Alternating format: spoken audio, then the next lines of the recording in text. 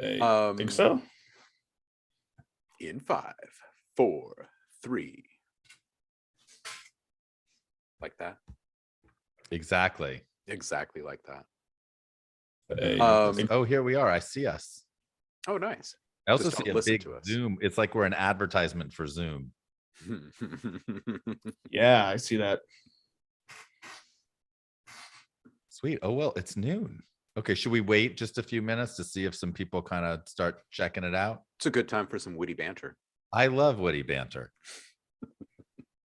What were some of the coolest things you saw at NAB this year? Hmm. That were not audio design desk related? Anyone? You guys check out any of the cameras with the frame built into it? There was some pretty cool things right next to us. And like, I'm not a video person, so to me, this looks like very revolutionary. But there was a booth right next to us where this guy was demonstrating a green screen and using augmented reality of like, say, for example, he's doing like a sports cast and he has like the placards of these two NBA players and there's supposed to be glass material in the augmented reality, but you can see his shadow adapt to the augmented reality. So it looks like it's actually there. So I thought that was kind of cool, green screen stuff. There was another one where it was showing like a newscaster all the way on one side of the booth and like a lady caster on the other side. But on the actual screen, looks like they're right next to each other. So they were like high-fiving each other, even though they were, far away from each other. That's cool. I like so that. Again, I don't know much about video, but to me, I thought that was pretty cool coming from an audio perspective. Yeah, for sure. Bringing people closer together virtually. I was especially affected by how much false advertising I saw without naming brands. There is this obvious push to talk about products as if they're AI. And many of the biggest names at the show presented themselves as if they have these AI tools, which either don't exist at all or are in an early stage of beta. Right. So I found myself going to these booths like really excited because I saw the press release or I saw whatever. And I'm like going up and I'm asking, oh, where can I see that thing? And either there was like a demo where you couldn't ask questions or there was no demo at all. And it was like, oh, that's something that's a future product that we're launching. And you're like, but wait, the press release says you said part of the thing. I thought that it could do all of these things. That's some serious disappointment. Yeah. I felt it's disappointing, but it's also, I think, a statement about this moment, right? Like there is a lot of fear from these bigger companies who are built on the back of code that in some cases is literally 30 years or more or older. And they know that they have to get into the AI game. They're still catching up with collaboration. Most of these apps, right? Every new thing. I mean, that's what Figma showed. It's like, oh, you can do a Fig Jam and you're like in there together and you're, hey, I'm here and you're there and we're talking to each other. Canva too, all of these newer products. Descript is another one where you can be working in real time. And these companies are just trying to catch up with that. And now they're like, but wait, generative AI and ChatGPT and natural language search and any language. And we want to be those things, but we have to act like we are, fake it till they make it. Yeah, it's true. I feel like a lot of companies were really kind of caught by the pandemic in showing that they really weren't ready to meet the demands yet of the people in like just the modern web era, let alone AI. Like I feel like everyone was still kind of scrambling from, as you said, the collaboration wave. Yeah. I expect some gobbling up of smaller companies to happen in the next year, because that's where some of the most interesting stuff has happened. And Adobe's included in that. They've already gobbled up some companies and they're releasing smaller kind of offshoot products. They just did with that podcaster. I don't know if you guys saw that, but it'll basically take a whole stream of consciousness thing, clean it up, edit it for you, and enhance your audio.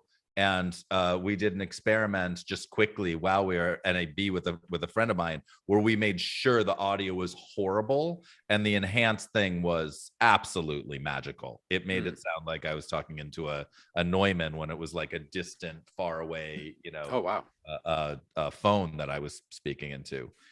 Some of those things are pretty cool and are handy, but I do think that there's a big question about how the generative AI piece is going to work out, and especially as it relates to all of our friends in the world of music composition and sound design. How do we make it benefit those artists rather than take away work from the artists? And so I expect that there's going to be a lot of music composition enhancement tools, like, hey, here's my little idea with my ukulele and my falsetto voice, and now score it like John Williams. Right. That'll be really fun. It's coming. It's going to be a little bit, but it's coming. Yeah.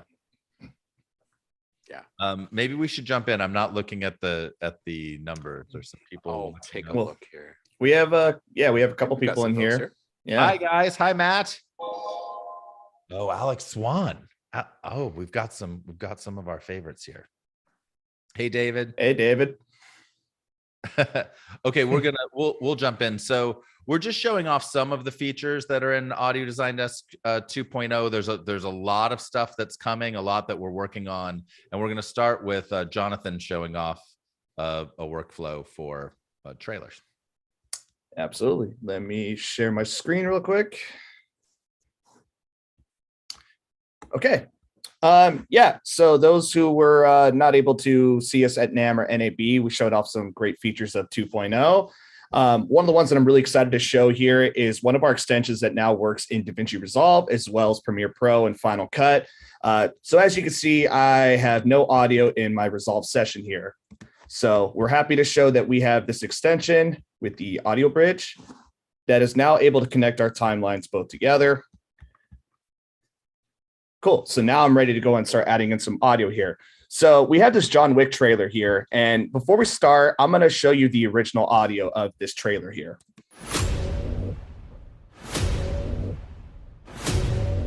I'm going to need a gun.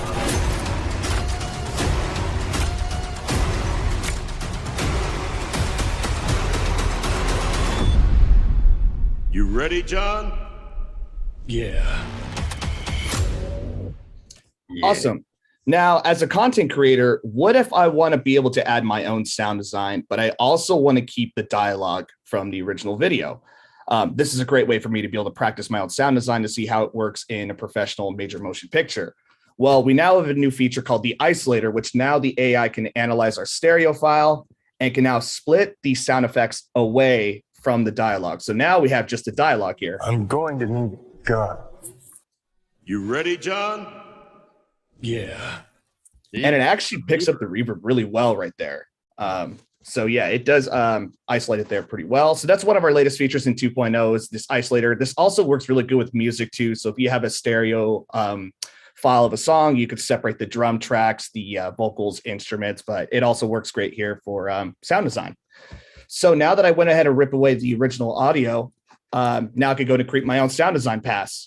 So I'm going to go to our replacement parameters really quick because I want to fine tune the type of sounds I'm going to be looking for here. So first off in 2.0, you can see that our user interface is a little bit more sleek and more kind of blends in pretty well, especially with when I'm working in Resolve here. But I'm going to go ahead and set my parameters here, my replacements. So I know it's a pretty aggressive trailer. So I'm going to go ahead and set the intensity to about 4 and 5.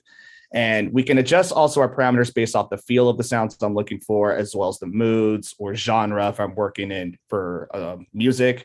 But in this case, I know I want to get more organic sounds in this case. So I'm actually going to select organic here. And we're going to narrow down our search now with all high intense organic sounds here. So I'm going to go ahead and just run through the trailer here and start performing my sound design with our pre-made triggers, such as hitting H will bring in a hit, T for transition, R for a rise. So let's go ahead and just watch the scene here, and let's go ahead and perform our sounds here.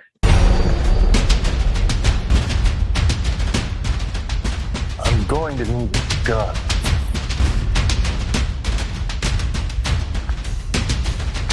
And one more hit rise right here at the end. And again, one more for the title. Yeah. Okay, cool. So it brought in some great sounds here, but I'm going to go in and fine tune our replacements a little bit. For example, this drum track, I kind of wanted to get some more intense drums here. So I just hit option up to bring up our replacement marker here. And I know I still want to keep the intensity pretty high up here. So I'm just going to audition and just listen to a couple different drum tracks here to see which ones I want here.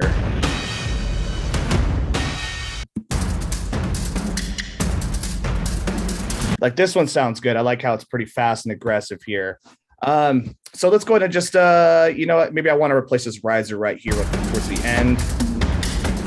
So I'm actually going to go up here and maybe I want something more orchestral in this case. So I'm actually going to go ahead and select orchestral. Maybe bring it a little bit shorter here in this case.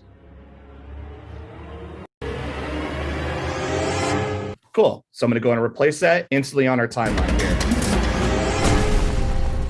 You ready, John? Yeah. Awesome. So I like how all the sound design came out there, but let's go in and start adding in the sound effects. So we're going to go down to our trigger window right here. And this is where I can assign my numerical keypads to any sound effects that I want to perform here. So in this case, I already made a preset here with a couple sound effects I want for the trailer. So on number 1, I have these gun rolling sound effects. And number 2, we've got these punching sounds here. Number 3, we got some whooshes. Number 4, we got the car driving by. And number 5, we have some gunshots. And then number 6, I have just a couple other punches just for the punching bag at the very beginning of the scene here. So just like how I was able to perform the sound design in real time, I'm going to go ahead and do the sound effects in real time as well here just to see how fast I can get the scene finished up here. So let's go ahead and add in some sound effects.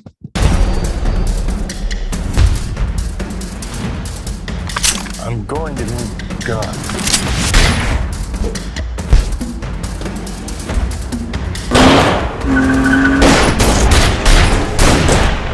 You ready, John? Cool. Now, before I play everything back, I'm going to show you one of our latest features in 2.0 as well.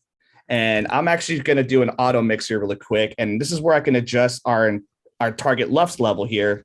So I'm actually going to bring it down to about -18. So it gives me just enough headroom for me to mix it later on. But this is going to give us a decent balance of all of our sounds here. So let's take a listen to everything that I just created in this short amount of time.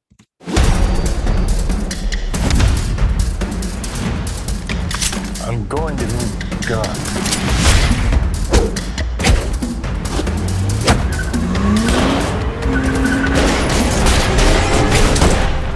You ready, John?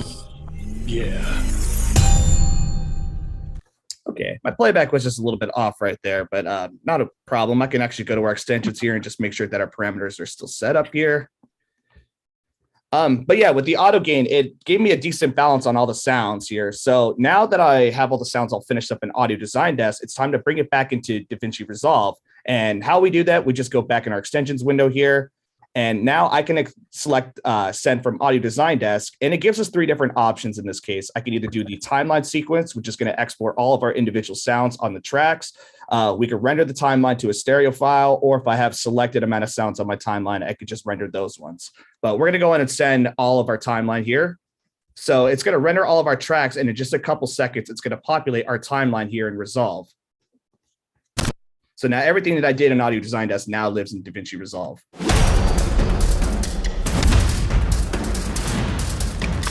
I'm going to need God.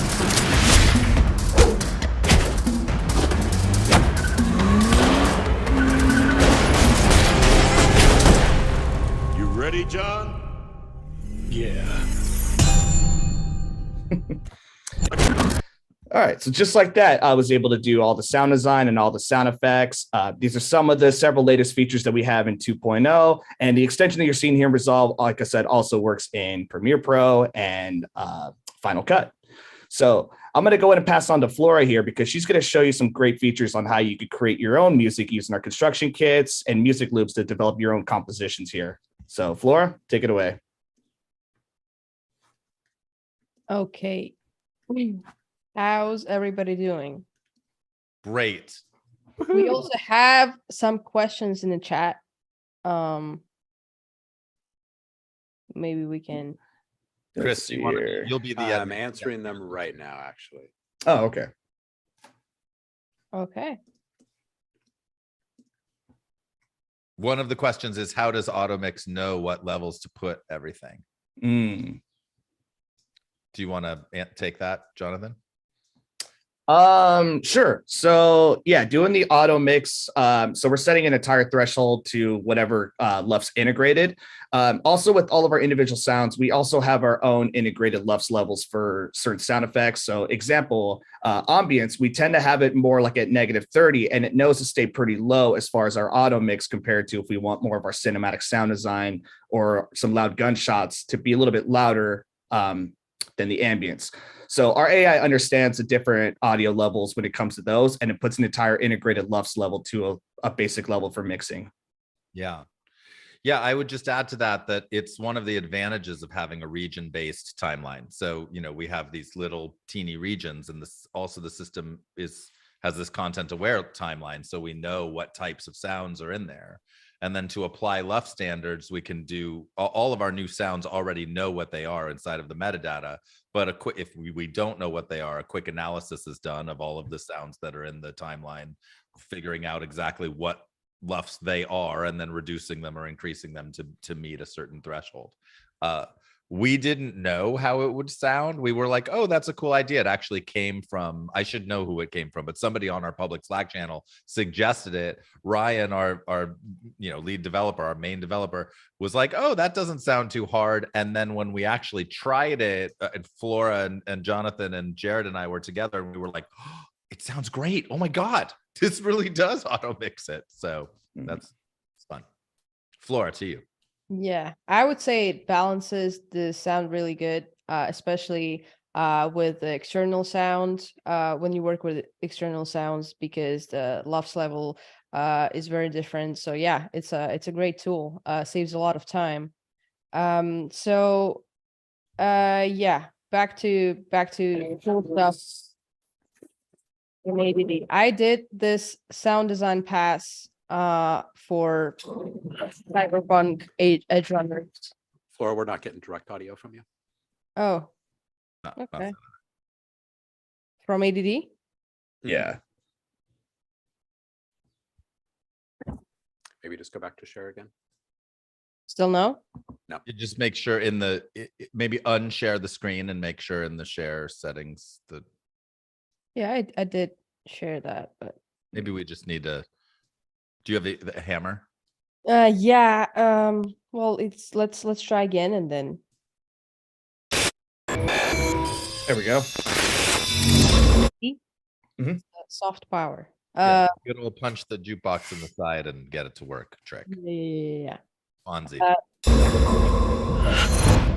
So I have the sound design pass right here. And I want to make some music for it. In ADD, we have a lot of options. We have some music ready for you. Just press Z and you can something maybe.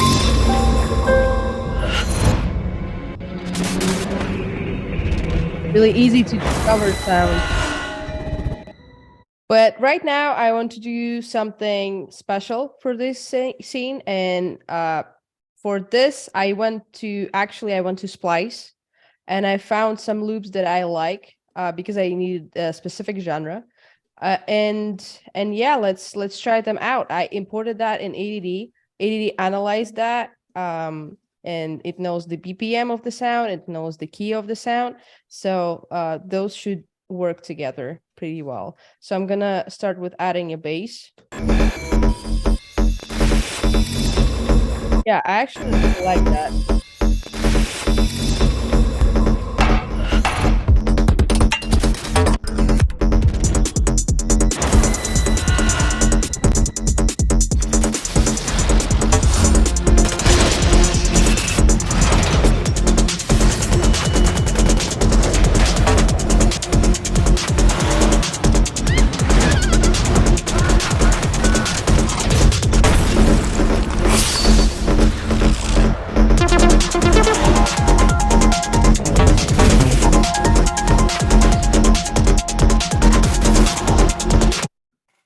Yeah, that worked pretty great. Oh my God, that was so great.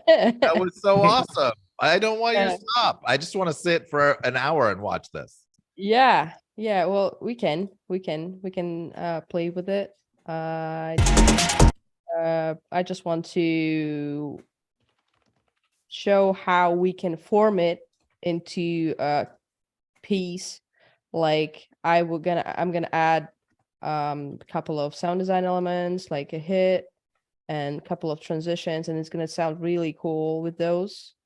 Yeah, it's just the trick is I just find something similar to the like with the original, just keep the original BPM and it's gonna work great. So yeah. In 8 hours.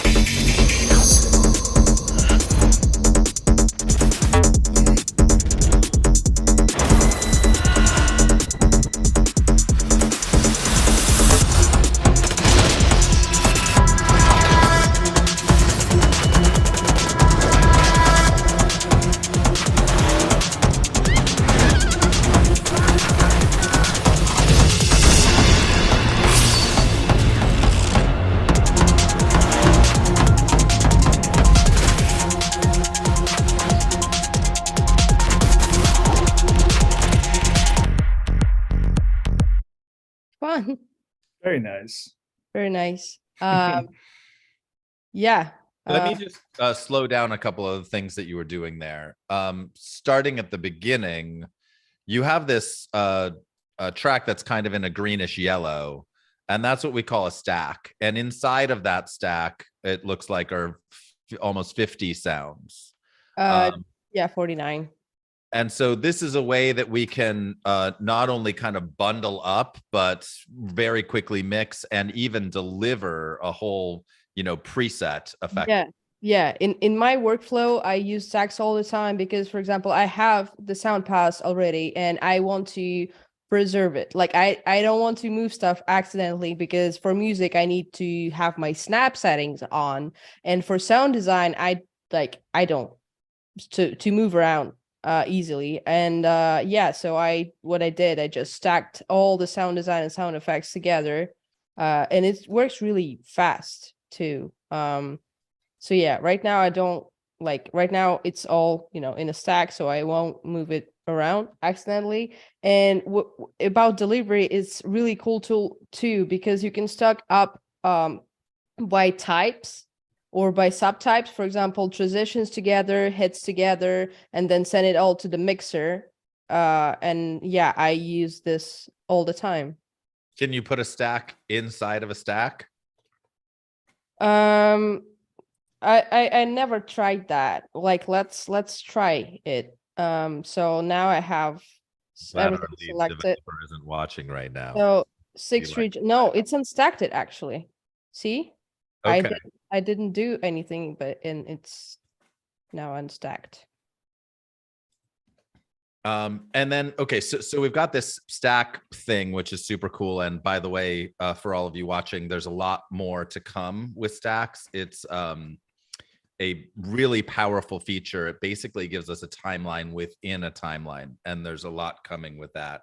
And especially as you talk about kind of working with other people and delivery and things like that, creating your own presets, for example, creating your own template, something you can instantly unpack.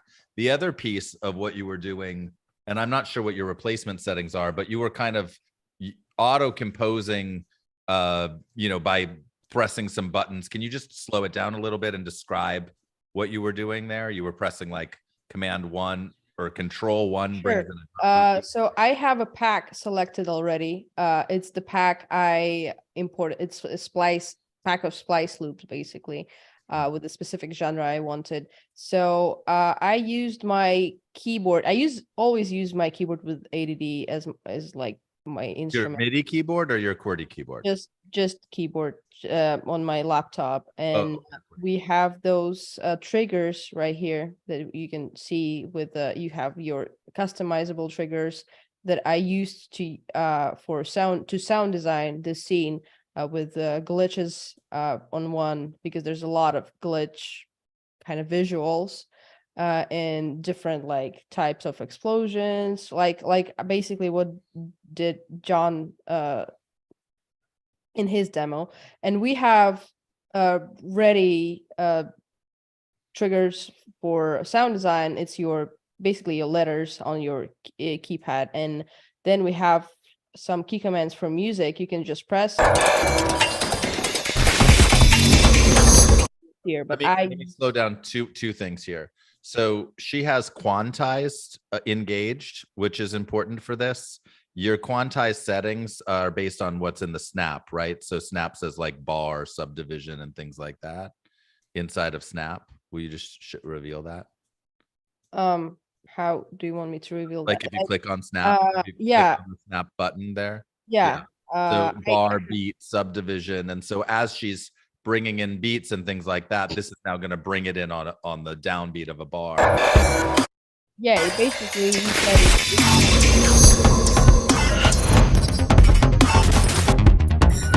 it's just gonna be exactly where you want it.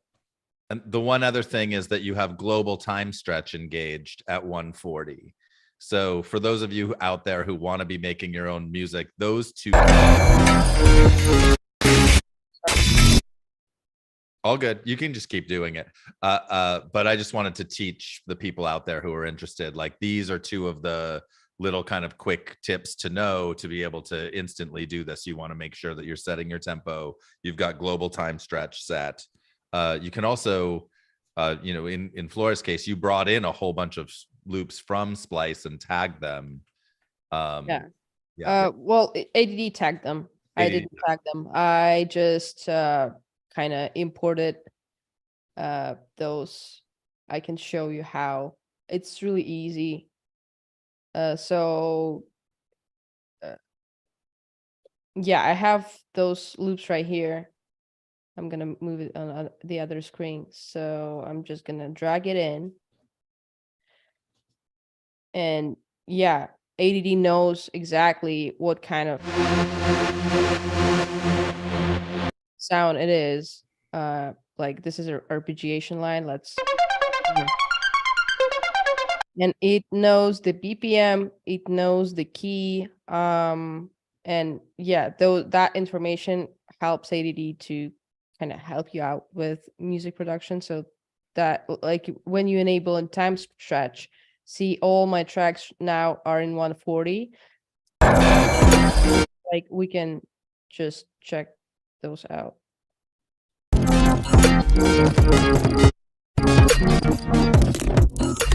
Yeah.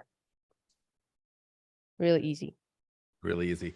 One other thing that you might notice is that there's a little kind of scrolly thing that happens when you press the time stretch, and that's because we've got background rendering going on. So what you'll hear for just a moment is kind of a real-time time stretch, as in the background we're actually time stretching it, and instantly it'll update, and it sounds quite a bit better once it's actually rendered. Great. Ed McMahon, Chris. Great. Awesome. So I think kind of questions are there? Questions I haven't been tracking, but if anyone has any questions, we'd love to take them. If not, we plan on doing this quite a bit more. Yeah, just to go back and touch kind of a bit more in depth on a couple of them. There was a couple of people interested in knowing how the auto mix actually works. And we use LUFS, which is just a measurement of perceived loudness rather than decibels. And then we set a range of LUFS that is acceptable for each of the different types of sounds in the sound library. So then ADD knows there's this range that it can operate in when it's adjusting gain levels in the timeline. And because each region is being looked at independently, it ends up happening, well, it feels like magic, but it ends up happening in like an instant. It's amazing.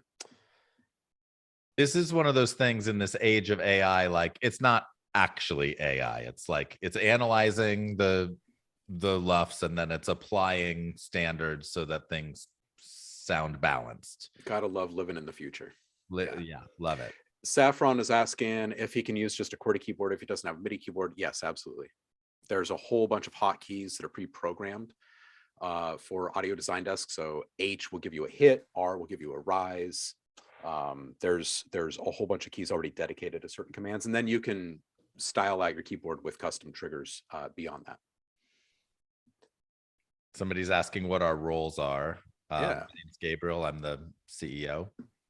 I'm Chris. I do sound and music and other things. We're not formal that way. We do have formal titles. You can True. check our LinkedIn's, but True. that's not the company culture. Isn't about like everybody's the VP of the company. Yeah. We make And- noise. And I'm Jonathan. I create a lot of sounds and a lot of sounds and music. I'm Videos. Flora. I do a lot of music composition and some sound design. Nice. DaVinci Resolve report from Gabo. Gabo, I like your name. Yes, that's what Jonathan was showing off. Kind of real-time data exchange and control of the Resolve timeline and ability to go from Resolve's timeline and jump into ADD. I actually think, did we show that, Jonathan? The going from Resolve into ADD? I didn't. I could pull up my screen real quick and see if I still have my session up and show that real quick. Let me just make sure I'm sharing.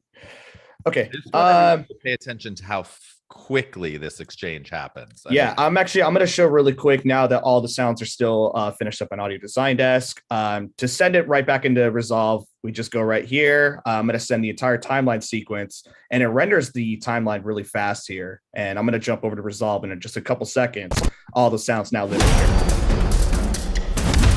But the question here is how to bring the sounds back in. So let's say, I don't have any of the sounds here in Audio Design Desk, and I want to bring everything from Resolve. In this case, we just go to import, and it gives us all these different parameters to make sure our frame rates, sample rates, everything's all in sync. So in this case, we just do timeline sequence, and it comes back in. So you can see how fast it goes right back and forth when connecting to Resolve. Yeah, there were also questions earlier about how it connects to DAWs, and we connect through AAF, XML, MTC.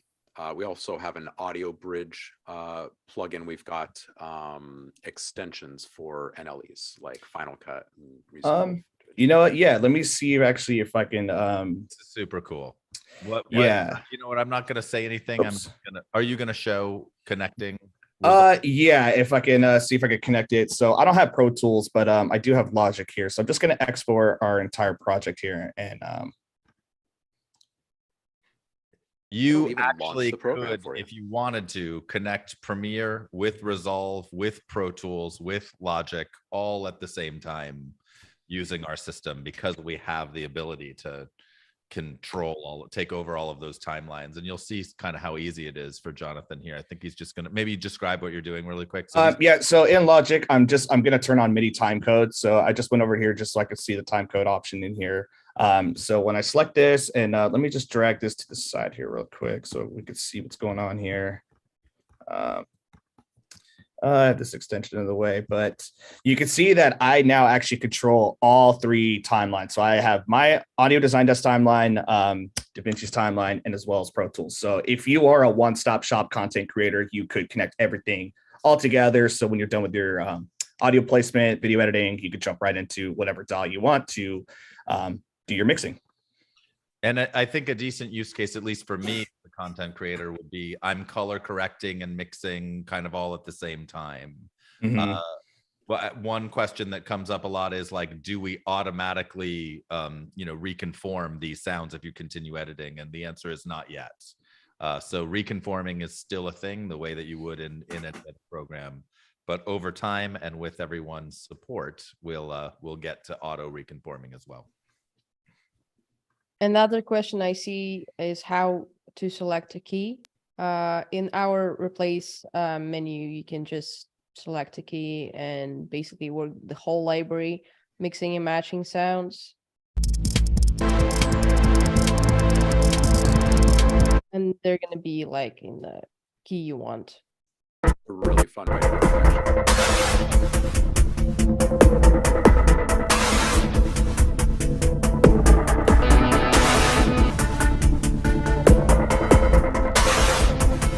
Yeah, so easy. I also see these things, Flora, that says lock key and transpose. Yeah, so we also have those features. Lock key is gonna lock, like it's gonna lock the key you're working in. So if the first element was in A, then the whole like other element is going to be in A.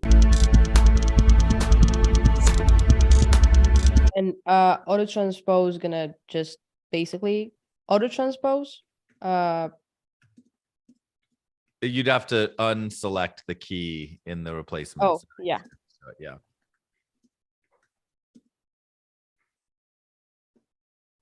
Oh, no.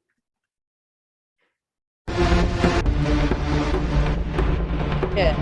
So basically, right now, ADD transposed everything to 1 point. A little hard to see on your screens, but just to say, on the very left-hand side of these regions where Flora's playhead is, it's showing you like that that is decreased it by, you know, what, Those are semitones, so it knows the original key and it brings it to the key like on the global key right now. So yeah, those are semitones. Sweet. Any other questions? How we doing?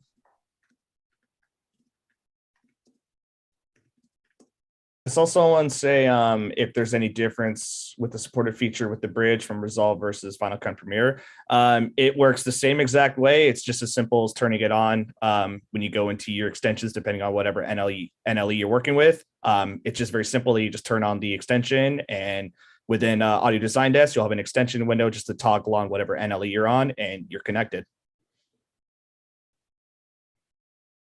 Easy peasy. Mm-hmm. Yes.